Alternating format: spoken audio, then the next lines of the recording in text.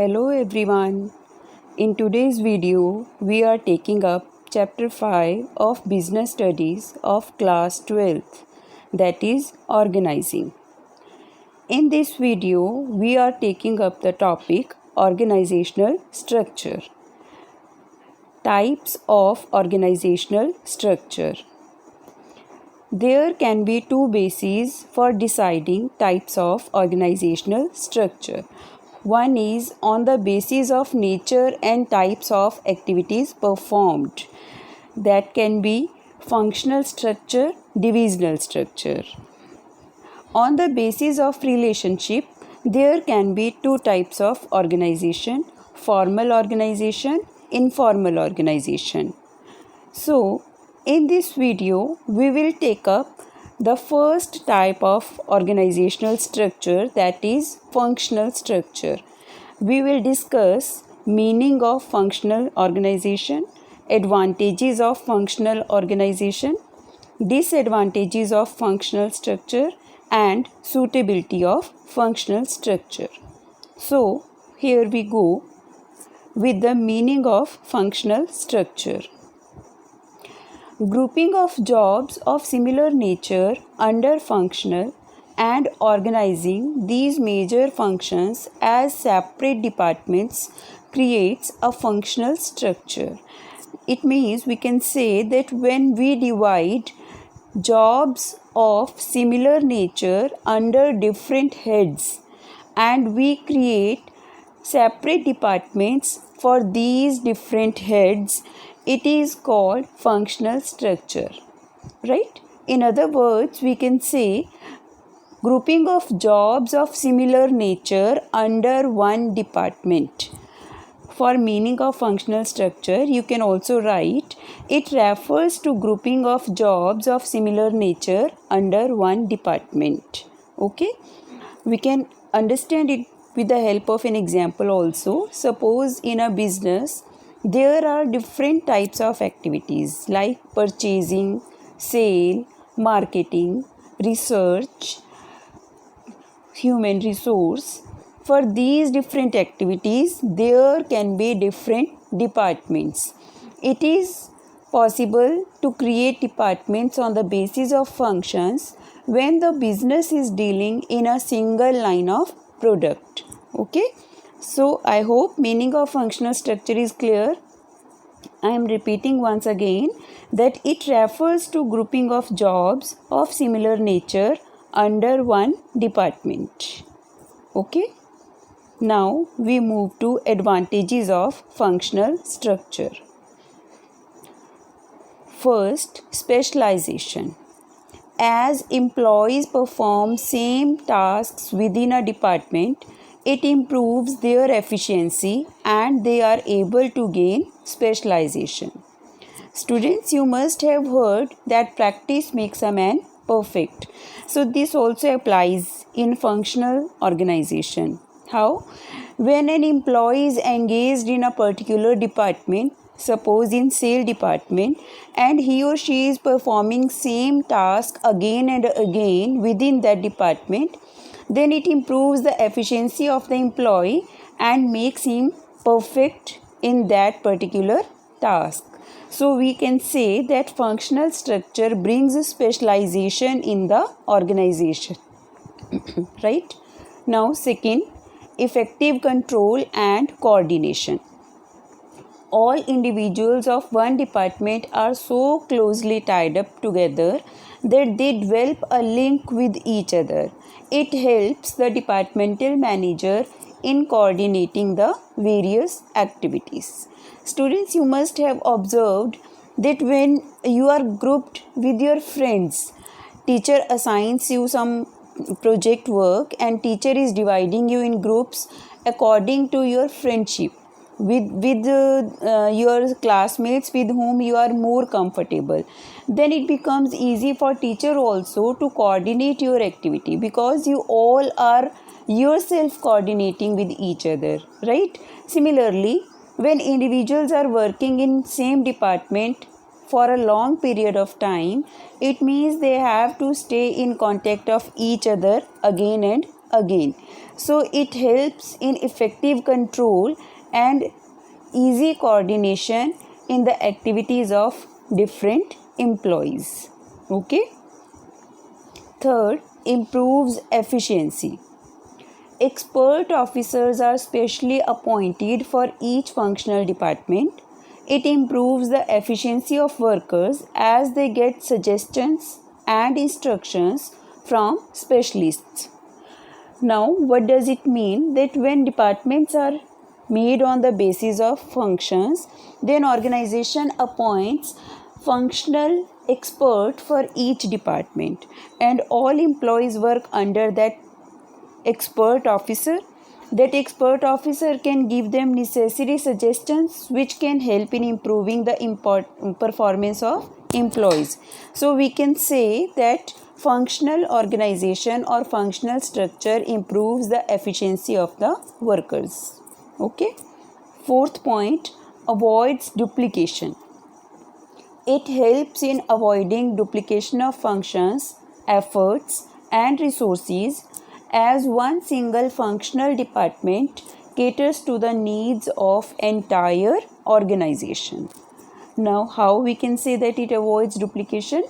When each department is developed on the basis of a particular function, it means it is clear that this particular function is to be performed by this department only.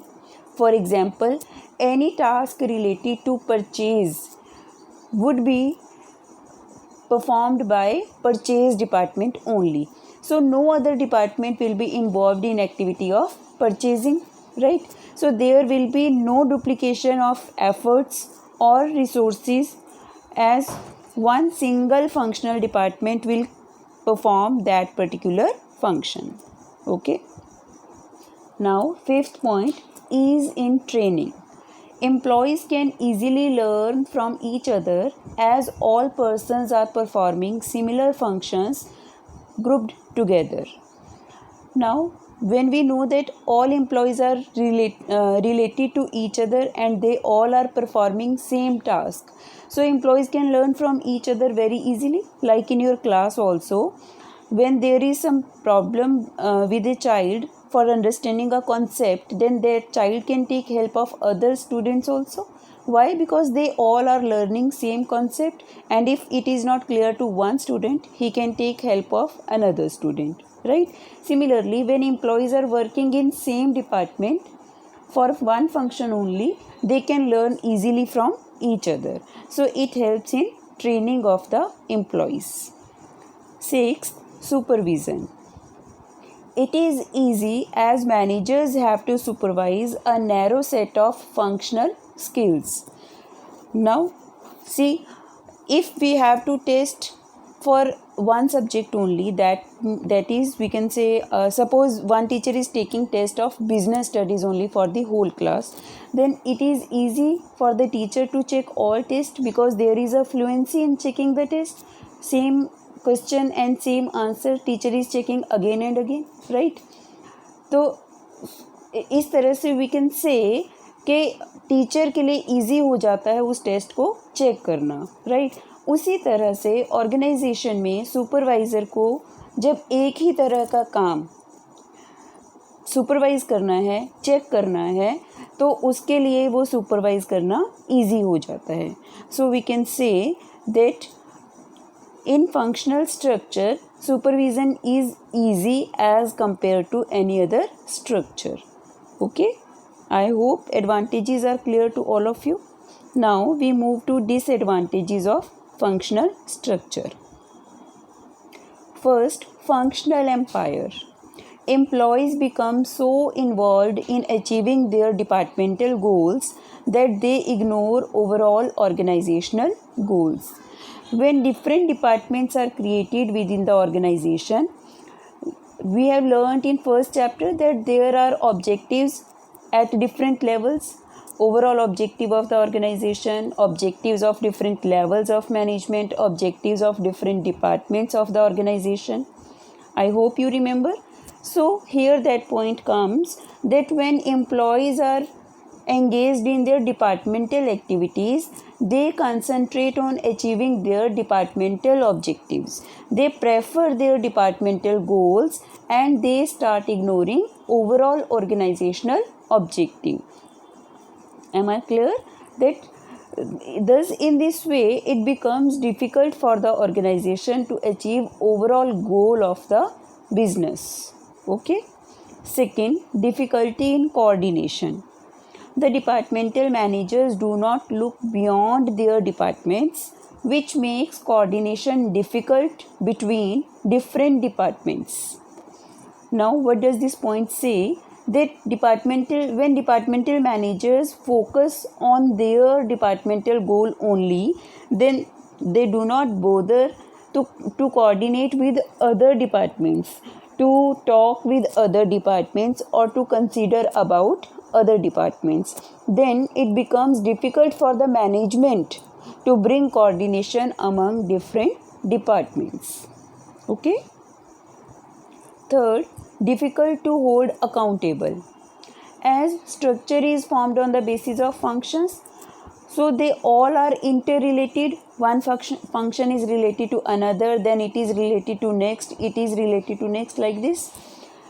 So it becomes difficult to hold a particular department accountable if the organizational goal is not achieved.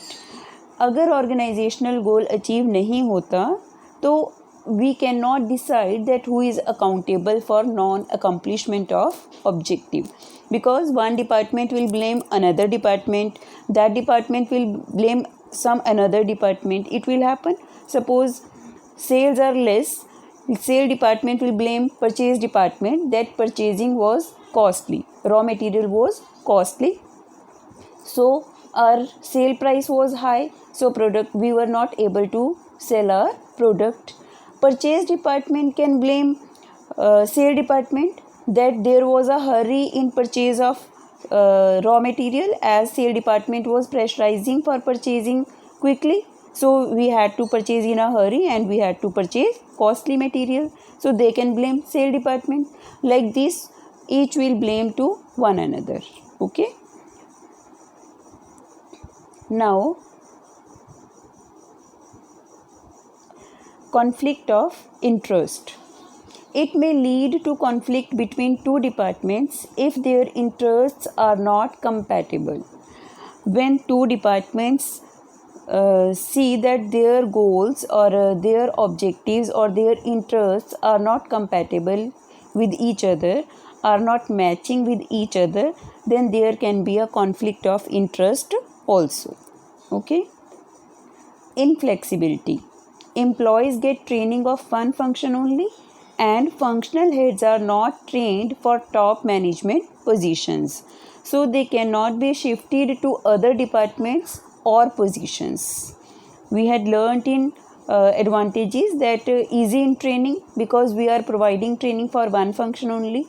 Employees are learning one function only. Similarly, we have also learnt that departmental heads are functional experts, so these people cannot be shifted to some other department as they do not know functioning of other departments. And similarly, we cannot shift our departmental heads to any top management positions as they do not have any experience or any training of that position. So it brings inflexibility in the organization. Okay. Sixth, expensive. A number of experts are appointed for various departments who demand much higher remuneration. As again we have learnt in advantages that functional experts are hired.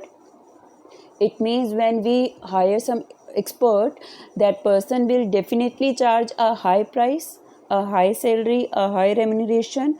Then it becomes very expensive for the organization to run a functional structure. Okay, so these are all about disadvantages of functional structure. Now we move to suitability of functional structure, where we can adopt this structure. First, when the organization has a single product or small number of related products. The organization which is dealing in one product only, or which is dealing in small number of related products, the products which are related to each other, and firm is dealing in that kind of product, then we can adopt functional structure.